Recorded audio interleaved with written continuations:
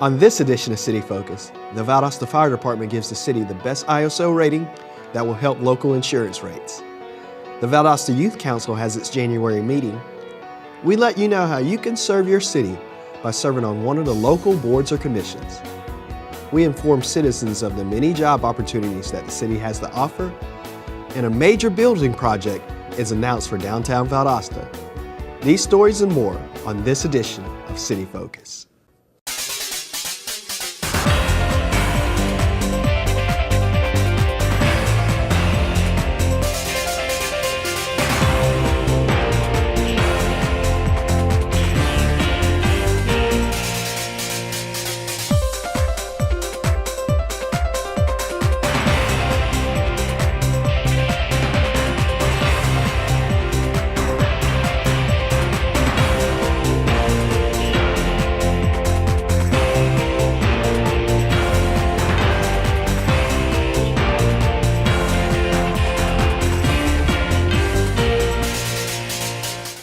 Hello, I'm Marcus Meconico, the media coordinator for the City of Valdosta, and welcome to City Focus. Metro 17 and City Focus is your source for information for what's taking place in your city. Let's take a look at a few of the key topics that are happening in the city.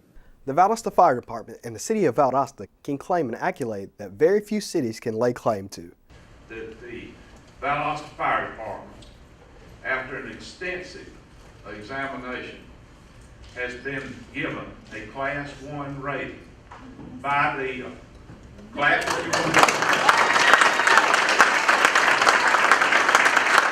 3. Yes, it's a great accomplishment. I'm really excited to be the chief ahead of this department, to be able to announce to the city of Valdosta that we have a Class 1 rating. It's a big deal. This designation is not just good for the fire department, but all citizens and businesses will benefit by seeing lower insurance rates. You could estimate that it's going to be anywhere between a 10 to 20% decrease in your home insurance, but that's really up to your insurance company, but that's the average that they normally tell us.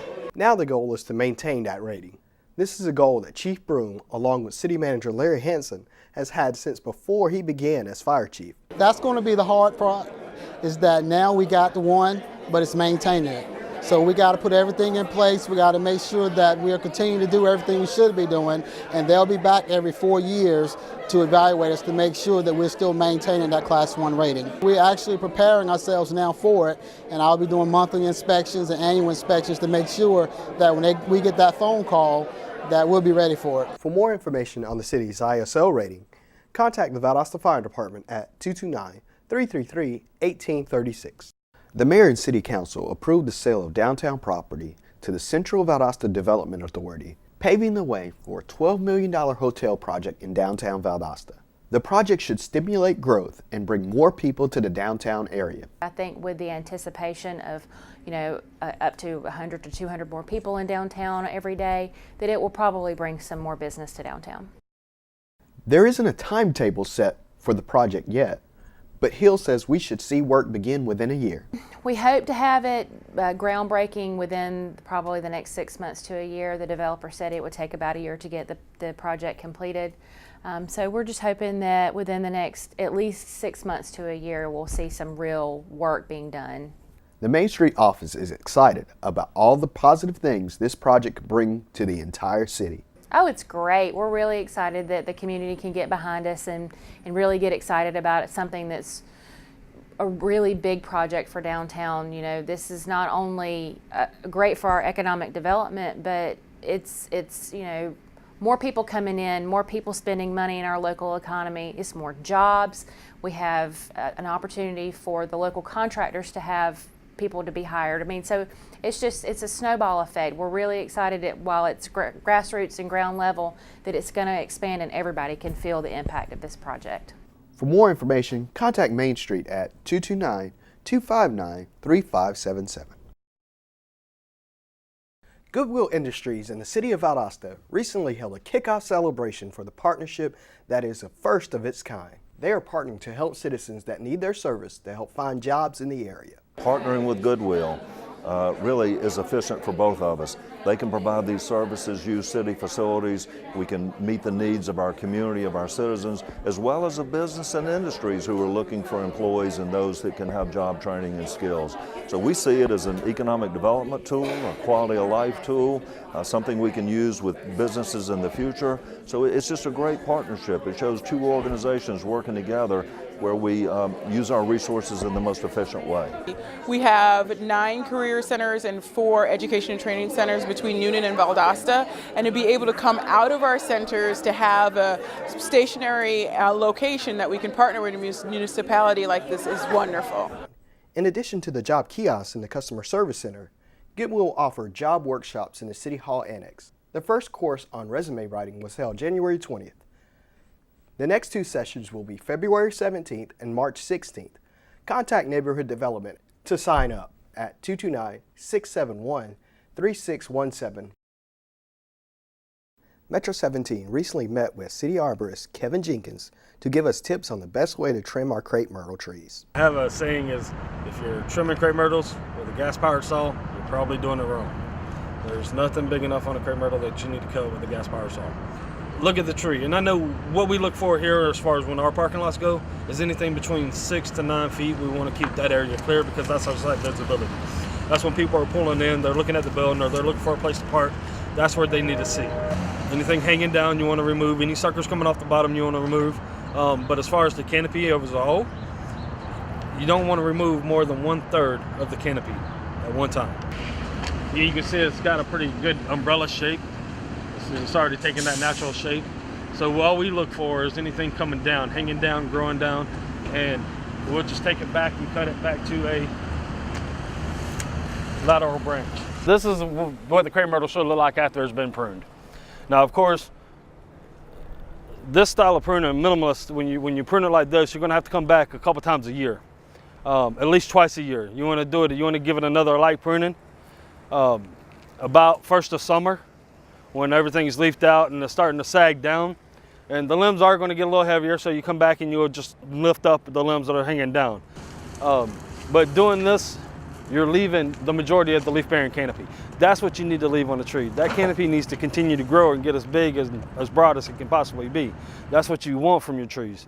When you come in and you remove 100% of the leaf-bearing canopy every year, you put your trees in the shock, you open up the wounds for decay and diseases, you pests and pathogens and things like that. That's the reason you want to make minimalist cuts on a tree. Nobody knows what this tree needs more than this tree. This tree is going to do what it's going to do. There's no pruning it and making it bloom better. The trees are going to bloom how they're going to bloom naturally. They don't bloom any better by pruning them.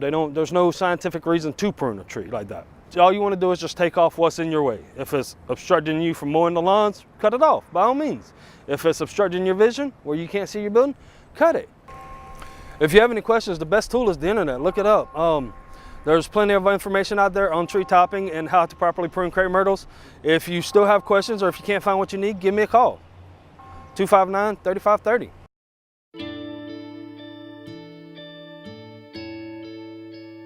Calls me googly eyes. You know you're beautiful, right? You know that? Even you are beautiful. I got bullied for wearing glasses. Share if you're against bullying. We put it out there, just took off. 3 million people have shared this post. Don't let bullies get you down. I stand with you. Our whole family's wearing glasses. I wear glasses and I'm proud. I even have the army on my team. All the kind comments brought my child joy. I don't feel thank you is enough. Next.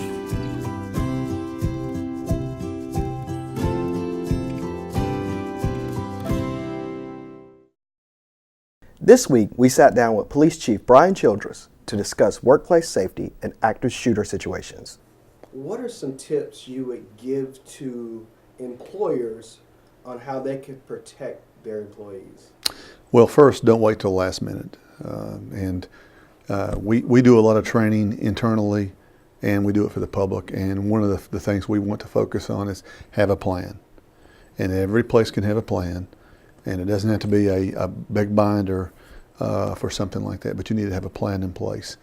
And the other thing is, and as part of developing that plan, is contact law enforcement. And it could be us, or it could be, if you're in another area, your local law enforcement, and contact those folks and ask them to come in and do what I would like to call site survey. Come look at your business and let us give you recommendations on what you can do to make things better. And so you want to start with a plan, and then as part of that plan, you want some type of early warning system for your employees. And we have one here at the police department. And what that really is, Marcus, is it's a process you have in place that you want to coordinate with your human resource department. And it's ways to look for patterns of behavior that might be an early warning. And then what do you do in those cases? You reach out to that employee that may be part of that early warning, that may have been alerted in that system. Have a plan, part of that plan, an early warning system. And as you said, there's usually a problem beforehand. Mm-hmm. As an employee, should I notify something even if I think it's something really, really small?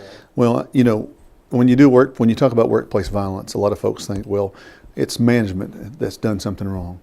But what you'll go back and find is sometimes management didn't know about it, but the employees knew about it and they failed to say something. If you want your job safe, you want to go to work someplace where you have no fear, that's everybody's responsibility. It's the same thing as I know that the federal government deals with occupational safety. Well, safety is everybody's problem. You identify a safety issue, you're supposed to report it. It's the same thing with workplace violence. If you're seeing something that bothers you, go tell somebody. And go tell a supervisor, and then supervisors must act. Now, how do you act? A lot of folks think, well, that means, a lot of employees don't want to get somebody in trouble, so they don't want to say something. You don't have to fire somebody to address a problem. It could be just a matter of talking to somebody. The old adage that I need to get something off my chest.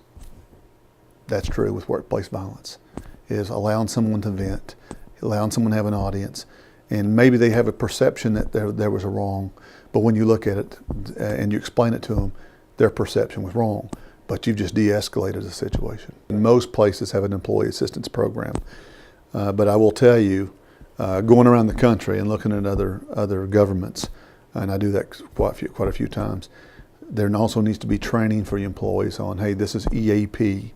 This is what it can do for you and your family. And when you see those kinds of things, push those employees to EAP. That's confidential. It's supposed to be confidential and it gets them help. But as managers and as employees, we all need to work together to make sure our workplace is safe. I mean, everybody has an assumption, and it should be, and this assumption should apply to everybody, that I'm going to go to work and come home safe. Well, it's the same thing with workplace violence. It's no different. An active shooter is a form of workplace violence. So you should have a plan in place, and I highly encourage places like the school systems and places where you know there's a potential. Here's another potential: banks, and obviously mall areas and things of that nature. You need to have a plan in place. And then what do you tell your employees to do if you have an active shooter? If someone comes in, what are they supposed to do? What you don't want them doing is running in every direction. And so what we're doing is, over the past year or so, this department has worked with other law enforcement agencies in the Georgia Emergency Management Training, and we received training on what was called alert training. And now we have instructors in the building, and if somebody, a business or a government or an entity, they want to do training on active shooter, there's a contact we have with the FBI. They contact the FBI first. They're out of Atlanta, and they have regional training instructors throughout Georgia, and for that matter in the other states. And we have a couple here, and I think Lowndes County has them too. And then we all come in and we help them with active shooter training. And you owe it to your employees. If I'm a business owner and I own a business and I say I've got 30 employees, I owe it to every single one of those employees to make sure that my business I run is safe. It's a safe place for them to work and make a living. And they should have an assumption they're going home safe. So what do you do to do that? If you don't, a lot of folks think, well, I don't know what to do. Well, you have a police department. Call us, even if we don't know how to do it. we'll point you to the right direction. And the perfect example is last week I was doing this workplace violence thing, which ties into active shooter, and I had some folks ask me about, well, what do I do for active shooter and that kind of thing. We've already put them in contact with some individuals through the FBI. They can contact us, and we can provide that business some training on active shooters. That's what our business is, but it's also your business as an employer when you're running a business to make sure that's a safe place. And that's what I try to do here. And again, I'm not perfect either, but I try to have a open door policy, a relaxed environment where the folks can come in. And then more important than this, once you develop that atmosphere with your employees, and then they tell you something might happen, if you think it's going to be an active shooter or workplace violence, call the police immediately. Do something. Stop it before it happens. So many times when you go back and look at these school shootings and you go back and look at these active shooter situations or workplace violence, there were predictors there that were ignored. For more information, contact Chief Childress at 229-293-3100. Take a look under your bed. Find stuff under there? What about jobs? No? Now try your closet. Still no jobs? Just more stuff? Well, you really have both. See, stuff is defined as household articles considered as a group. Sometimes this stuff is no longer needed. Wait, no longer needed? That can't be right. Because remember those jobs you were looking for? Those are really needed. And they're the stuff inside your stuff. Our job is to unlock those jobs. And it starts when you donate your stuff to your local Goodwill. Here's how we do it. When you donate to Goodwill, we sell your stuff to provide job training for people right here in your community. So just by teaming up with Goodwill, you help create jobs. And isn't that worth parting with the leftover keytar from your 80s cover band? Goodwill. Donate stuff, create jobs. The Valdosta Youth Council held its January meeting in council chambers and had Detective Sabrina Smith from the Valdosta Police Department come as guest speaker. Smith came in to discuss the topic of bullying to the group of 6th, 7th, and 8th graders. This is a subject that many of the members of the council wanted to tackle when they were selected. I think that we have a long ways to go, but this is a first step in getting closer to that goal of stopping bullying. Bullying is it's serious because there's more cases of it, lots of it in our schools and in our community. And mostly online, at all the social media apps and websites people go to. A lot of people see youth as, the people of our future. I think that with the Mayor's Council and having these young people involved in community activities and community building is just as important now as it will be years down the road, because if we don't do anything to preserve our community now and to preserve them, their innocence, their integrity, their character, and what they can bring, because these are smart kids. I mean, I listen to them talk and, it's like, this is a different breed. These are kids that can actually help make a difference among the rest of their peers. The next youth council meeting will be held in council chambers at 4 p.m. on February 25th. Everyone is invited.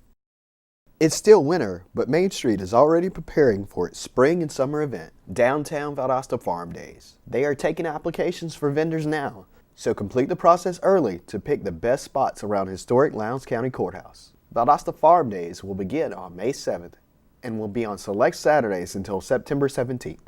Market vendors will bring locally grown flowers, fresh fruits and vegetables, meats, dairy, and other locally raised items. We like to fill the square. And when you become a vendor, you're making a commitment for the entire season. It's easier and it's better to the public to see a full market square than it is to see just a couple of vendors there. Applications are available now.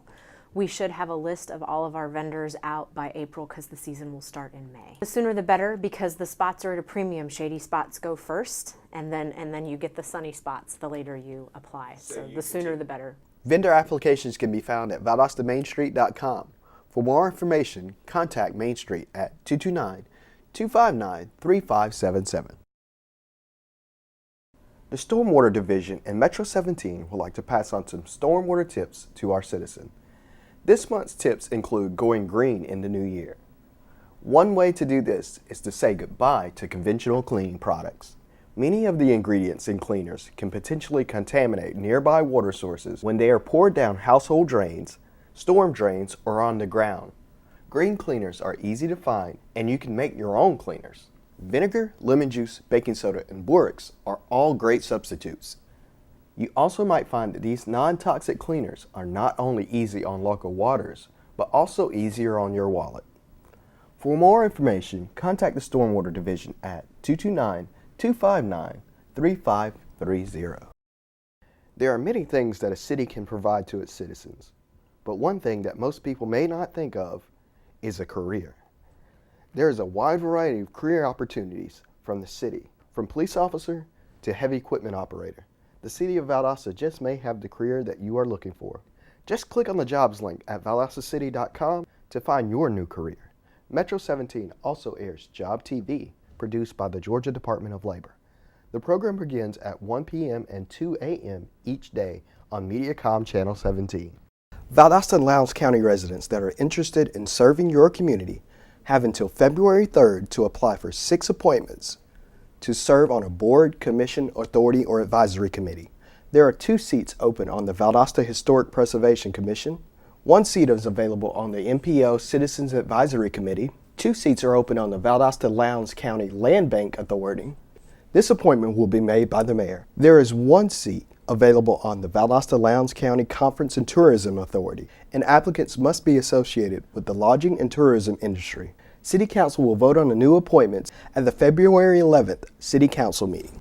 Applications can be found at valdostacity.com. Click on the Administration tab and then Boards and Commissions on the drop-down menu. Or contact Valdosta City Clerk Teresa Bolden at 229-259-3503. Now let's take a look at what's taking place in the city in the coming weeks. February 5th, First Friday, an art walk. Come to historic downtown Valdosta to enjoy dining, art, and shopping.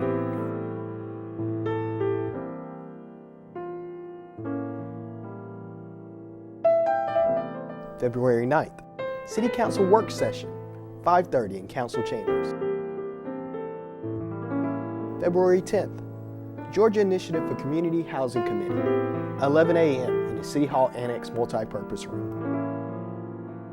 February 11th, City Council meeting, 5:30 in Council Chambers. Come get involved with your local government by attending City Council meetings. February 16th,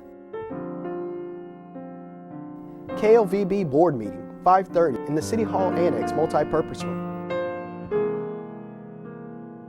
February 17th, Land Bank Authority Meeting at 9 a.m. in the City Hall Annex Multipurpose Room. This meeting is open to the public. February 17th, Goodwill Career Workshop, Job Searching Tips and Tidbits, 11 a.m. to 1 p.m. in the City Hall Annex Multipurpose Room. February 19th, Community Arbor Day event.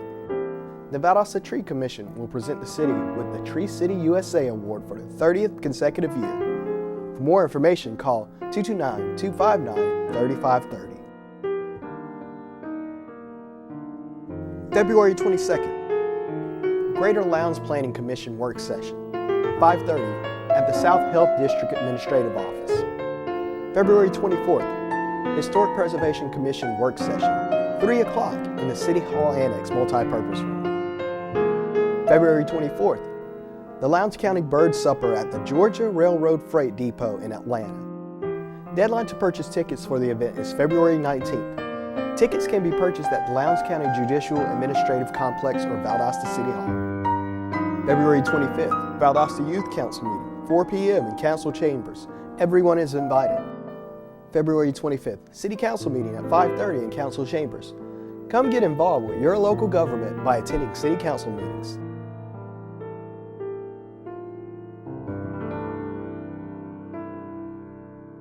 To stay informed of what's happening in the city, sign up for the weekly e-news blast at valdostacity.com/public information or call Public Information Officer Samantha Matthews at 229-259-3548.